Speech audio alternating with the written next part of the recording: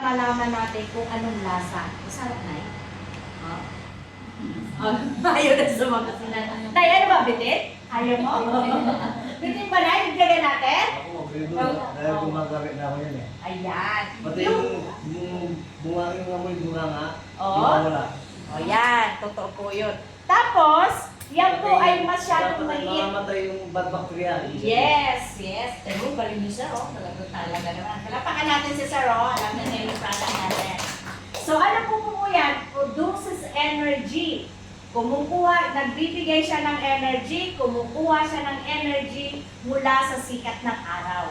Yan yung ating photospirulina. Kaya kung tawag nila dyan, negative ion.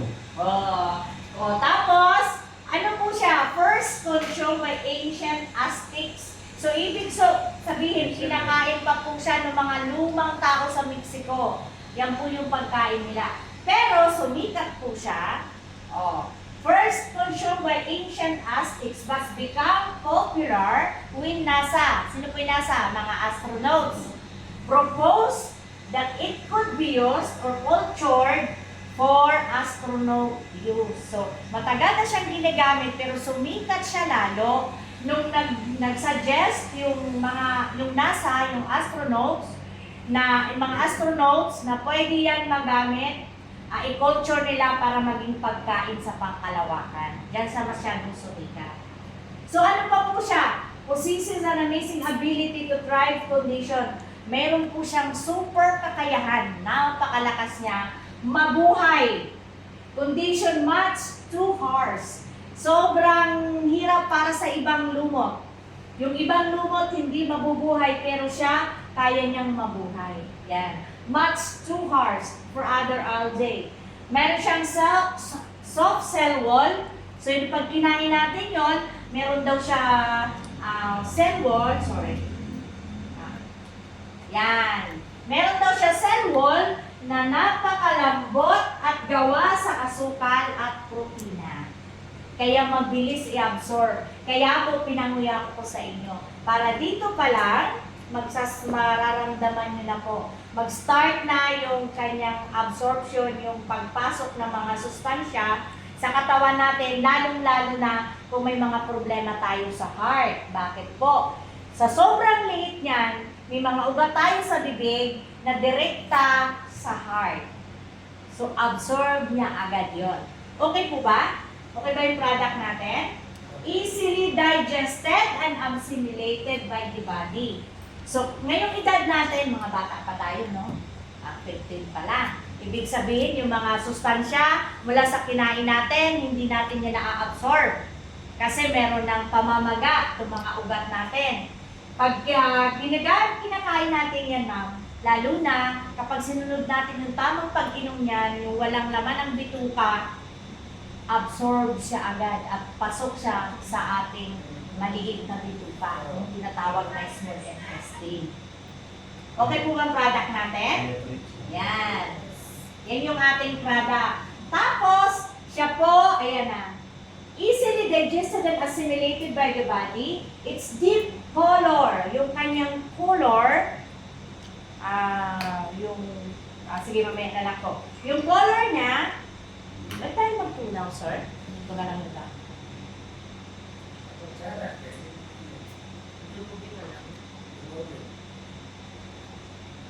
Puno tayo na saan yun? Ano na tayo sa titingnan na natin.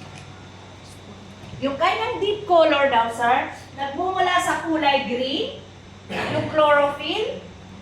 Alam niyo po yung chlorophyll? Sa mga cases po na may problema tayo, madali natin kagaya po niyan, pinanguya ko po sa inyo, yung chlorophyll po niyan, absorb agad sa katawan natin. Maganda po yung sa dugo. Kasi pag tayo sinugat, lalabas ang dugo. Tama po, ang tawag doon, iron, dugo ng tao. Pag yung halaman, yung dahon, pinunit mo, may dagta. Yung dagta na yon, ang tawag doon, chlorophyll. Siya yung dugo ng halaman. Siya yung buhay ng halaman. Kung tayo, yung dugo natin, buhay natin, yung halaman naman, yung dagta, yun yung buhay niya. Kaya pag ginagamit natin yan, absorb siya agad. Kasi meron siyang, kumbaga magkamag-anak sila. Ano pa po? yung phycocyanin. May kulay yan na blue, mamaya makikita natin. At saka yung carotene na napakaganda sa mata. Napakaganda sa may mga cancer. Siya po ay nagtataglay ng vitamin B12. Ano pa po? 60 to 70% digestible protein. Tingnan natin mga. Ayan, punta tayo sa iba. Ayan. Yan ang itsura. Bakit po maganda yung product natin? Ha? Kasi po, tingnan nyo, ito yung ating product. Pinakamaliit. Yung galing sa halaman, ito po, eukaryotic ang tawag sa kanya, mas malaki. Kaya pag pumasok siya sa katawan natin, mas matagal siyang makakapasok. Imagine nyo po sa pintuan, gaganyan lang ang pinto. Eh kung mas malaki ka, mahirap kang pumasok. Hindi ka makapasok. Tayo, sobrang liit. Sobrang liit niya, kaya pasok yan agad. Kaya po, sinuggest ko yan ng huyain. Kasi para direkta yan sa nerves, sa ngipin, papunta sa heart. Yung po yung ibig sabihin. Ito po yung serve. Tapos, tama sabi mo tatay, siya ay good bacteria. Yan, no? Ayan po yung itsura niyan. Good bacteria. So, ano pa po? Yan. Ano siya? Lumalaki? Ayan o, nagsusulo yan, nagmumultiply siya mag-isa. Ganon po yung ating produkto. Ano pa po? Paano yung kino-culture? Dalawang klase po. Ito po, kumbaga open. Meron lang siyang yan, ilalagyan natin para makita natin yung kulay niya. Ilan ito, ma'am? 4. Yan, 4 daw ito na tableta. Ay,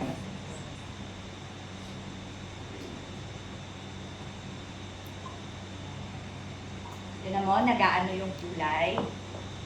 Mamaya po, makikita nyo. Dito natin, oh. Sobrang green. O, tingnan nyo po.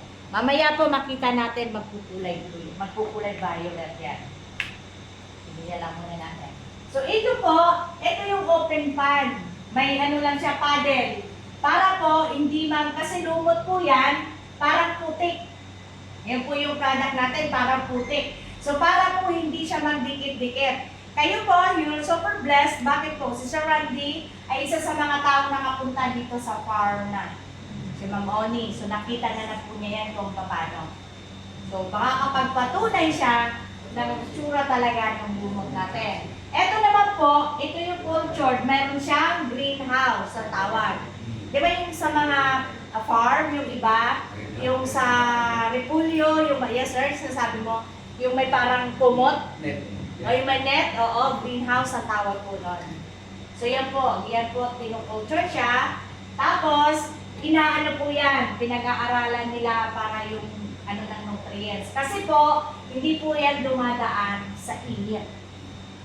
Hindi po yan dumaan sa apoy. Kaya buhay ang mga enzymes. Ayan po. Yung sinasabi ko kanina, microscopic blue-green algae, hindi natin makikita ang tsura niyan sa mga mata natin. Putik lang makikita natin. Pero pag tinignan siya sa microscope, ayan po, little spiral. Diba spirulina? Spiro, spiral. Little, lina. So, spirulina, little spiral, microscopic. Yan po yung ating produkto. So, yan po. Paano siya gino-culture? Ayan po. Kunyari ito yung fan, linis lang. Yan. Inakita ni Sir Randy. Physical. So, ibig sabihin, ma'am, hindi yan dumaan sa apoy. Plus, ano pa po? Hindi yan hinaluan ng kung ano-ano. Sadyang yung putik na yan, yung lumot na yan, yung nalinis na dry, ganyan na po. Wala pong artificial. Yun po yung kagandahan.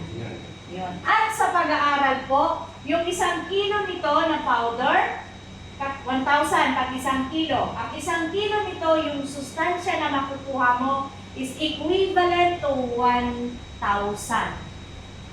kilos. 1 kilo nito, yung nutrients na mayroon, katumbas ng 1,000 kilos. 1,000 kilong prutas. Oh, 1 kilo lang ng powder, 1,000 kilos sa'yo. O, anong gusto niyo, ma'am? 1 kilong powder o yung 1,000 kilos?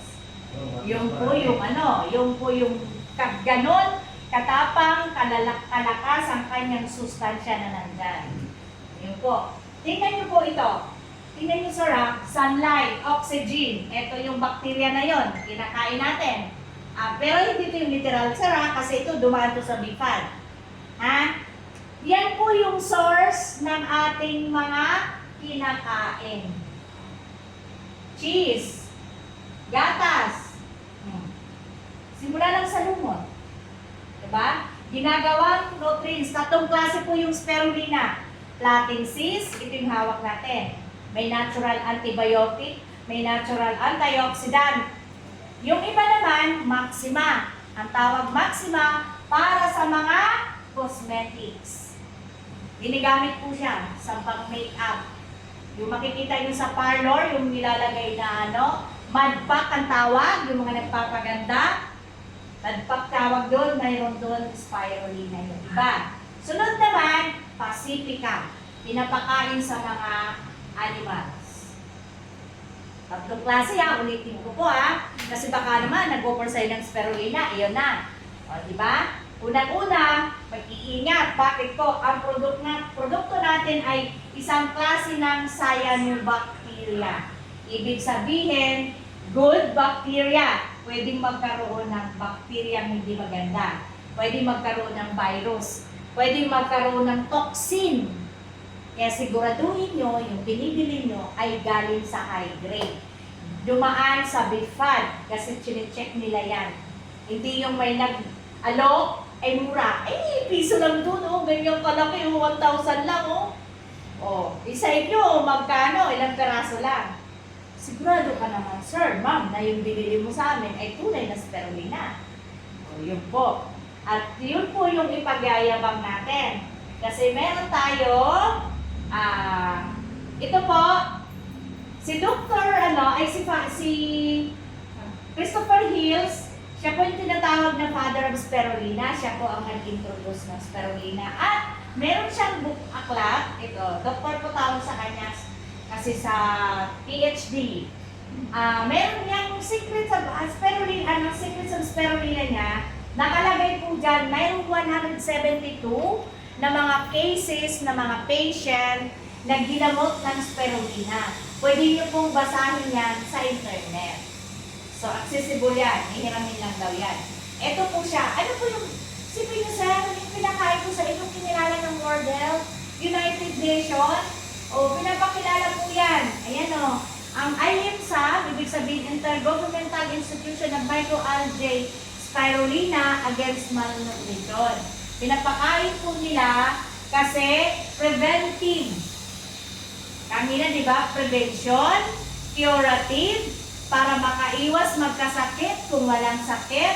Kung may sakit ka, hindi lumala at gumaling. Preventive and curative. Ayan. Aspects and inherent benefits is easily available. Madaling ma-access natin. Accessibility at saka affordability. Mura. Magkano lang po yan? 5 piso isa. Tais. Ngayon, nagtaas na po. So yan po. Anong sabi po ng United Nations? Food for the future. Ano pa po? Superfood. Ganyan ka-powerful po yan. Ngayon, ano sabi ng World Health? Tuma mo, sabi ng World Health, spirulina represents an interesting food for multiple reasons. Napakarami daw dahilan. Mataas ang iron, rich in iron. Protein and is able to be administered to children without any risk. Kaya pwede nyo pong ipakain sa mga apo natin, yung mga mamahal nating apo. Diba? Yan.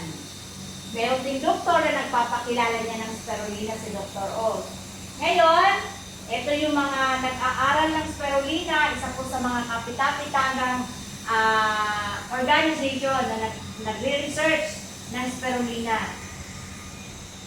Ano yung advantage po sa spirulina? Unang-una ito, protina. Isang klase ng protina mula sa lumot. Bakit ano maganda dito? Mabilis ang repair. Diba? Ang balat natin, galing yan sa protina. Ang buhok, yung mga kuko. Paano po malalaman pag ang tao may, alam mo ang isang sign na ang tao ay may problema lalo na sa lungs, kailangan mong dalhin agad sa ospital? Bakit po pinapatanggal sa hospital yung cutics? Kasi doon malalaman. Pag nangingitim, ibig sabihin critical na siya. Pag nagka-crack yan, kulang ka ng minerals. Kulang ka ng zinc. Kaya pinapaalis po yun. Ha? Yun ay protina. Oh. Ano pa po? Yan. Gumagawa siya sir ng mga panglaban sa katawan natin. Pero ito yung maganda, dito tayo pumunta. Kasi meron siyang sinasabing therapeutic effect. Pag sinabi kong therapeutic effect, nakakagaling. Research po ito nung NASA. PubMed po, ito yung ginamit, di ba sabi po, sumikat ang spirulina nung pre-propose niyang NASA, National Aeronautic Space Administration, para sa mga astronauts, nung pre-propose nila na pwede palang i-culture para makain ng mga astronauts sa pangkalawakan. Ito yung isa nilang study. Mataas 56% protein. At hindi lang siya, sir, basta protein. Ano maganda sa kanya? Nagpapababa ng blood sugar. Diba? Sino yung mga problema dito? Diabetic. Yan ang dahilan kung bakit naputulan ng paa. Isa sa dahilan kung bakit nagkakaproblema sa mata. Isa sa dahilan pag nagkaproblema sa puso. At ang pinakalas, magkaproblema sa baga. Diabetes.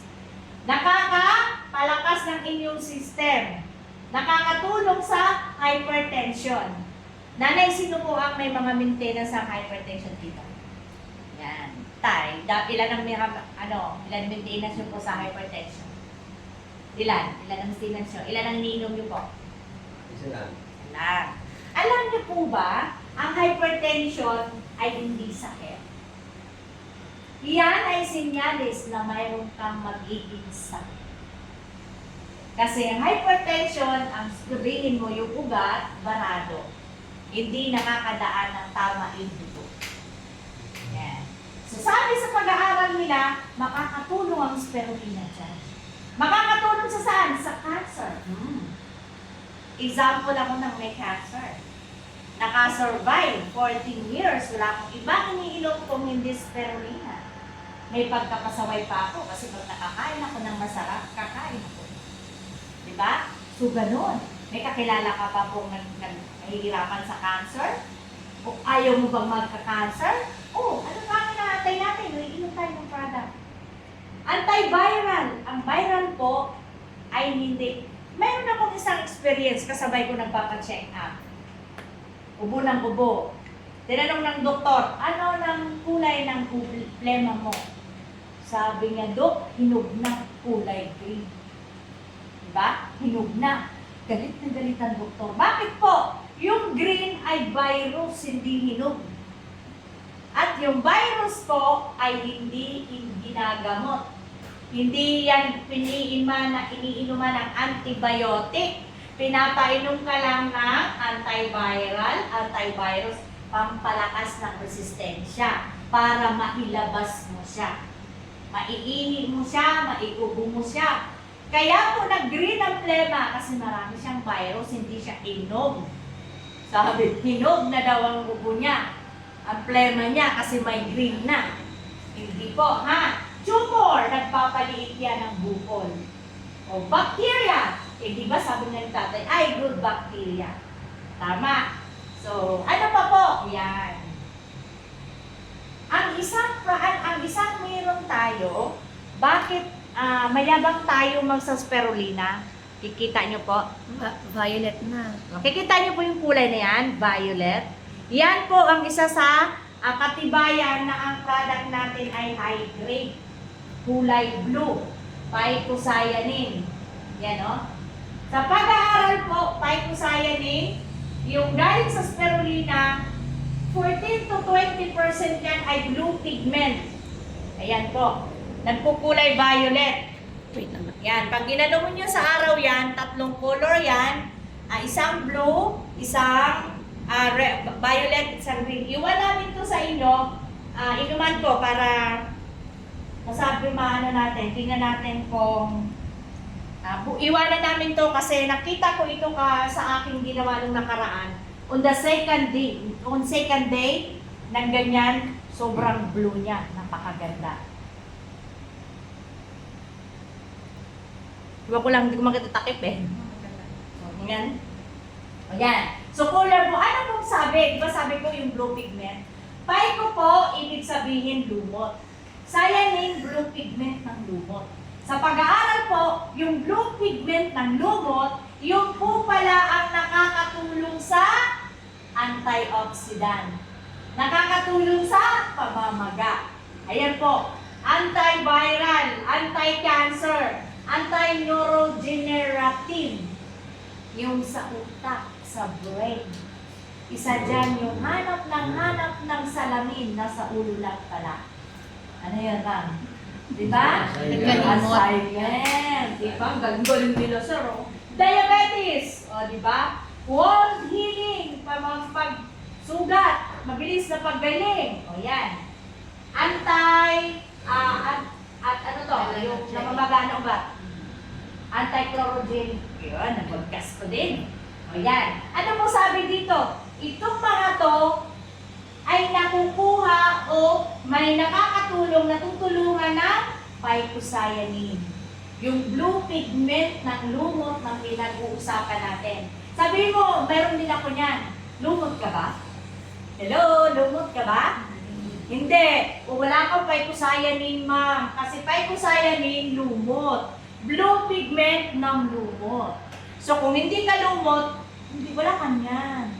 Diba? Happy ba kayo? Supplement natin? Masabay supplement natin? Ano pa meron? Ayan o, kaya sinabi ko kanina whole food, diba? Bakit po? Ayan o, carbohydrates. Saan to nakuha? Pag-almusal, ang sarap. Doon niya. Ano? Kanin, pansit, tinapay. Good luck. After 5 years, diabetic ka. Bakit po? Eh, puro carbohydrates ang kinain mo, mami. Oh, processing food. Puro carbohydrates. Oh. Lipids, saan to? Nakukuha? Sa karne. Sa karne, nag-good cholesterol. Minerals, vitamins and minerals. Nandyan na po lahat yan sa spirulina. Ngayon, paano po nagtatrabaho ang spirulina? Explain ko sa'yo. Diba sabi ko kanina, may 5, ito po yung sa antioxidant. Diba yung antioxidant? Sir, imagine nyo, ito tamang-tama. Example natin. Kunyari ito ay bakal. Bakal nga ba ito? Bakal to. Diba? Para po hindi ito kalawangin, anong gagawin? Tipid ka lang. Ang oxidant ay pintura. Okay. Oh, exactly. Coating. Ito yung cell natin, ito yung antioxidant. Opo. Ito yung good cell, babalutin niya yan. Iko-coating yan, sabi mo, sir. Para ano? Para hindi siya makain ng free radical. Para hindi siya kalawangin, manatiling bago. Kung sa cell naman, manatiling healthy. O, ang sabi sa pag-aaral, yung ating produkto ay mayroong 61,900 capacity. Kaya niya po kumuha, magbigay ng oxygen hanggang 120 feet ng water level. Sa mga nangingisda, ang tatay ko po mangingisda. Ang kapatid ko namatay sa compressor. Yung sumisid ng malalim, yung compressor na ginamit niya, nag-explode sa ilalim ng dagat. Sobrang lalim. Pag niya patay. So, personal experience talagang na beyond 120 feet ng water level, ano po yan? Wala na pong mabubuhay doon. Wala na pong oxygen. Puputok ang tayo niya. Ngayon, ang problema natin ay, sabihin, ano ngayon? Kung may free radical, huwag kang mag-alala, Nay. Sir, bakit? Pag sobrang free radical yan, dumadami yan sa ugat mo eh. O di yan na yung para mo. Kaya ngayon, may maintenance sa lahat. Yan, exactly. Ayan yung sinasabi ko, blue. Picture natin. Iwanan natin yun mamaya. Kaso ininom ko na. Ininom ko na. So ngayon, paano po nagtatrabaho ang spirulina? Ito. Diba? Sundalo. Tingnan natin. Diba ito masarap to? Diba? Masarap to pag malamig, no? Lalagyan natin ngayon ng spirulina. Ano yung dahilan? Ito ay acid. Diba? Ang katawan natin, acid. Kasi mahirap tayo mahilig tayo sa masarap eh. Ang spirulina, isa isang klase ng alkaline. Ito, alkaline na product. Anong nangyayari? May isa kaming testimony nyo sa Zoom. Sabi niya, nag-inom, sa dami ng ininom, na lasing. Sobrang lasing niya, pagdating sa bahay, hindi na makatayo. Paggising niya, ang ginawa, nadali sana sa doktor, hindi siya nagpadala sa doktor, uminom ng spirulina. Anong nangyari po pagkainom ng spirulina? Lagyan ko pa ng 4 ha. Pagkainom ng spirulina, anong nangyari? Sumuka siya ng sumuka. Tingnan natin. Imagine nyo po, yan yung acid. Yun yung katawan natin, nag-attend tayo ng party, ang dami nating kinain. Pag uwi natin ng bahay, biglang sumakit ang tiyan mo at sumuka. O yan na. Ganyan po nagwo-work yung spirulina sa katawan natin. Yan po. Oh. Nilalabas niya yung acid. Yan po yung acid. Pwede nating tikman tonight. Wala na lasa yan. Wala na lasa. Bakit? Lumabas na yung Kasi acid. sinuka na ng spirulina. Oh, ayan. Sinuka na siya. Ganon din sa katawan natin. Kapag mayroon kang nakain, lumakas